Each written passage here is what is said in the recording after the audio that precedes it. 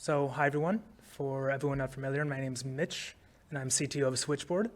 And today I'll be talking about the Switchboard Oracle protocol and us entering the Starknet space to help grow DeFi platforms and any other platform that might need an Oracle in this space. And really excited to be helping out with Starknet, the Starknet ecosystem.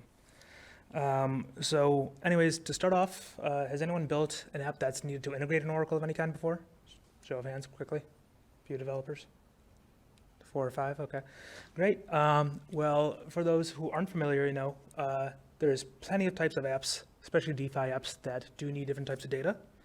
For some of those, you might need price feeds, sports data, NFT floor prices. If you want to make dynamic NFTs, maybe you want to take real-world data about weather, about a location of a person, any types of information. It's really infinite.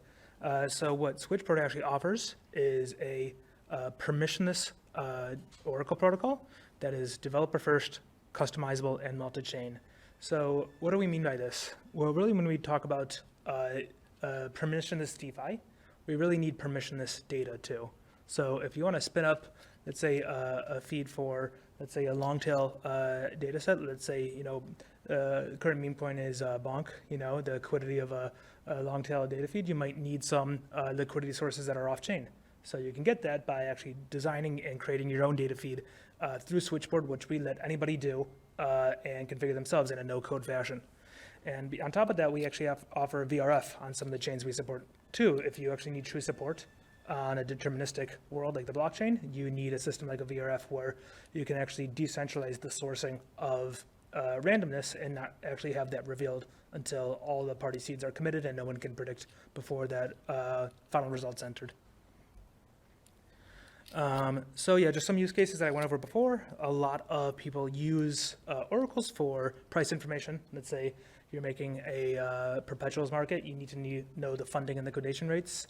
Let's say you're doing cross-collateralized lending, you need to know the lending rates for different assets. And any type of prediction market, you need a sports data for some game, a lot more ephemeral things. Sometimes you need to spin up a data feed for events that are just happening for a day, for even a few hours, and that's what Switchboard's really good at, actually.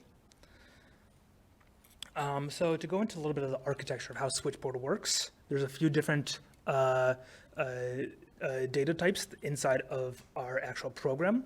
We have what we call Oracle jobs, which actually direct what the Oracle should be doing. Data feeds, which report, let's say, a price on chain. It actually holds the data that oracles bring back. And the oracles, which is the off-chain machine. And Oracle queues, which manage allocation of doing this work through the entire Switchboard network. And cranks, which are responsible for asynchronous task scheduling. Yeah, so you see the Oracle jobs can actually utilize the schema that the developer creates and do any type of job fetching on-chain or off-chain of all the data that was actually told to propagate. The data feed, it's essentially what you configure. You can actually fund an escrow associated with the data feed, and that's used to pay out all the oracles as they do the work for you. Yeah, the oracles are the actual containers off-chain that are fetching all the resources. The Oracle queues are made for allocating different machines in the network, and the cranes for scheduling, as I said before. This is a higher level architecture of how Switchboard actually works. In the top left, you can see a person actually making a data feed. What they do is they configure this tree-like structure of different jobs for how Oracle should fetch this off-chain data. Those are then sent to a data feed, which are all processed in the tree-like order. If they can be processed in parallel, we do try to optimize for that. Then they can set off to the Oracle queue, where they are allocated in a round-robin manner, or they're switched in order if essentially to make sure that we don't have a consistent grouping of oracles always assigned to a certain data feed. Those oracles watch for all the responses and then report that back on chain. And if there is a failed response, we actually have a mechanism for a fast retry to make sure we can get the information to on chain as fast as possible. So how oracles currently work, or in the classical sense, is that you have many machines performing the same actions.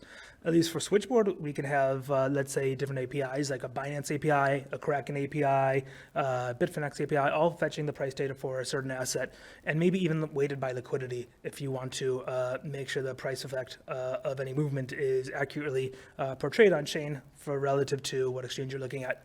And those are all dolled out to oracles that are then assigned in a queue to a data feed. And then those are published on chain for reflecting all the jobs that are inside the data feed, as you see on the right here. So we have a few different products that we actually have here. We have the Explorer, where you can see all the data on chain and how it's being fetched, the schema it's being fetched. We have the Publisher, which makes it really easy for anyone to go and put their own data on chain. The Feed Builder, which is the no-code drag-and-drop solution for anyone to build a feed, and a catalog to actually look at pre-mapped APIs of people who are actually, we're incentivizing to go map out the internet, so it makes it much easier for anyone else to go build this data off of any APIs that might have already been looked at by other parties. So here you can see one of our chains. We have multiple chains on the main right here, and Starknet and Sui on DevNet right now. And you can see a large list of data feeds that people have created using Switchboard. And you can see that these can actually have update time of down to 5 seconds intervals, just to deal with the two times confirmation time of a full trip for this task scheduler. And actually, let's go look quickly into one of these data feeds so we get an idea of some of these configurations. Since everyone actually owns a data feed in Switchboard, you can actually see that each feed has an edit authority, and they can actually control what data is being pulled on chain by the oracles. So if you look here, you have all these different types of schemas that tells the oracle how to fetch data. We have different types of jobs we denote as task types. So this will fetch some REST API, and then this will parse out certain fields and take the median of it. You can do a pretty expressive stuff using Switchboard. Here it pulls in WebSocket information into the data feed. You can pull in on-chain sources here too. I don't think there's that many in this one. We keep the history of data feeds on chain, so you can easily make a TWAP on top of this feed. And you can say, specify how many oracles you want to resolve a feed, how many of these jobs need to succeed in order to actually report a new result, and the update interval that this feed should be opening new rounds and requesting new data in. So right now this is configured for every 6 seconds. But I really want to show you some of the stuff we're doing with Starknet here, which is more relevant to the crowd here. So this is a quick view of our publisher here. You can go and connect either Argent X or Bravos wallets. Once that's connected, you can go look at the data that we have on chain. I've got a few more clicks here. So over here, we can go to the feed builder, and we can go to our drag and drop tool and say, hey, we want to actually make an HTTP request and then parse out a certain field here. So we'll go make an HTTP request to, I think, Binance.com here, Binance.us. And we'll be making a call to get the ETH/USD spot price. And we'll wait for that to finish up there. Great. And then beyond that, we can do more logical operations on the information that was pulled. This will parse out the response and get the price field. And you can just make sure that this is working properly to get all the data before you go and actually publish this feed on chain. So now we're going to go name the feed ETH/USD. And then from there, we can go and add this to our cart. From there, we can modify some of the consensus settings, say how many oracles we actually want to be assigned to this data feed every time that it's updated. And of course, having more oracles means there's a higher integrity level, because more oracles would need to be malicious in order to actually affect the response of the data feed. And then this is actually filling an escrow with some ETH, so these can be paid out to the oracles, so they're incentivized to respond properly and in an orderly fashion based off their update time. So once the transaction's pending, it'll just take a second here. And then, okay, now we can look on chain at the data feed. Fantastic.